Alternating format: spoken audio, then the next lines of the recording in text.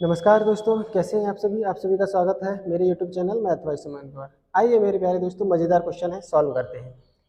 किसी राशि का 4 वर्ष का साधारण ब्याज तो 300 रुपया है और अगले 6 वर्ष के लिए मूलधन को 4 गुना कर दिया जाता है, तो कुल 10 वर्ष का साधारण ब्याज क्या होगा।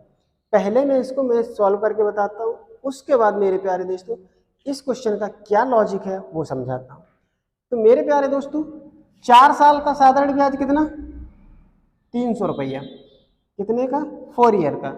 4 ईयर का 300 रुपया। तो यहाँ से 6 साल का कितना आ जाएगा, इसी मूलधन पर 6 साल का। तो कुछ नहीं करना है, पहले तो 300 को भाग दो 4 से, ये 1 साल का ब्याज हो गया।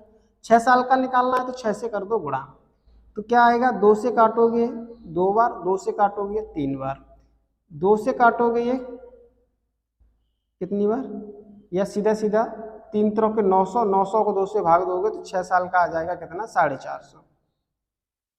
450 रुपया आ गया। समझ में, 4 साल का ये, 6 साल का ये। लेकिन उसने कहा है ये जो 450 रुपया निकल के आया मूलधन, वो जो उसी मूलधन पे निकल के आया जिस मूलधन पर हमने ये 4 साल का ब्याज 300 रुपया कैलकुलेट किया था। बस समझ में आ रही, ये 450 रुपया 6 साल का ब्याज जो निकल के आया, ये उसी मूलधन पे निकल के आया है जिस मूलधन पर 4 साल का ब्याज 300 रुपया है। लेकिन कह रहा है कि हमें ये 6 साल का ब्याज उसी मूलधन पे नहीं ज्ञात करना है, हमें मूलधन को कर देना है कितने गुना, 4 गुना।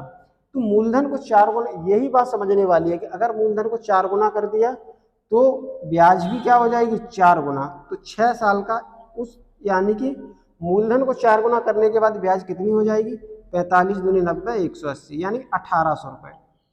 ओके मेरे प्यारे दोस्त, तो टोटल 10 साल का जो ब्याज आ जाएगा वो कितना आ जाएगा, 300 रुपये ये और 1800 रुपये ये, 2100 रुपये इसका क्या होगा, आंसर होगा। ओके मेरे प्यारे दोस्तों, अब बात मेरे समझ में, मैं आपको ये समझाने वाला हूँ कि यहाँ 4 से गुणा क्यों किया। ठीक है मेरे प्यारे दोस्तों, आइए सपोज दैट ये आपने कोई सिंपल इंटरेस्ट कैलकुलेट की और सिंपल इंटरेस्ट 1 है, और ये मान के चलते हैं कि P1 इसका क्या है, प्रिंसिपल है, R इसकी रेट है, T क्या है, इसका समय है। तो ये बताइए इसकी ये क्या होगी, अगर P1 मूलधन, R दर हो, T समय हो तो इतना ही ब्याज आता है, बिल्कुल आता है। तो यहाँ से अगर मैं देखो, अब मैं क्या करता हूँ, मूलधन को PT को जो पहले वाला मूलधन था उसका कर देता हूँ 12 गुना, यानी कि 12 P1 कर देता हूँ।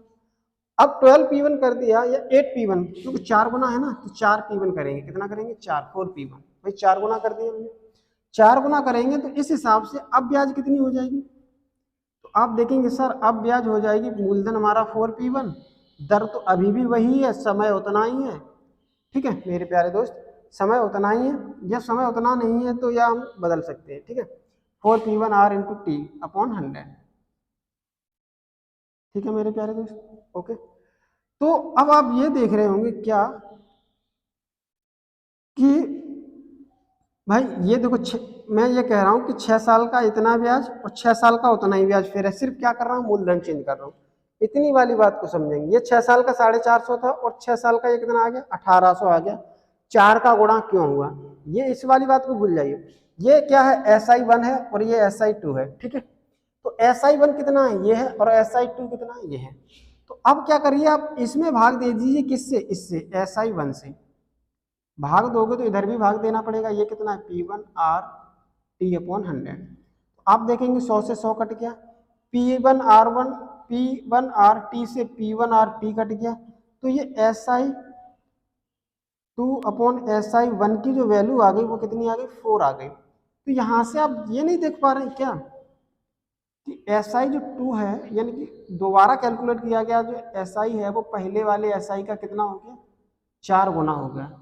यानी कि ये तो गजब सी बात है, अगर मैं प्रिंसिपल को 4 गुना कर रहा हूँ तो ब्याज भी कितनी गुना हो जा रही है, 4 गुना हो जा रही है।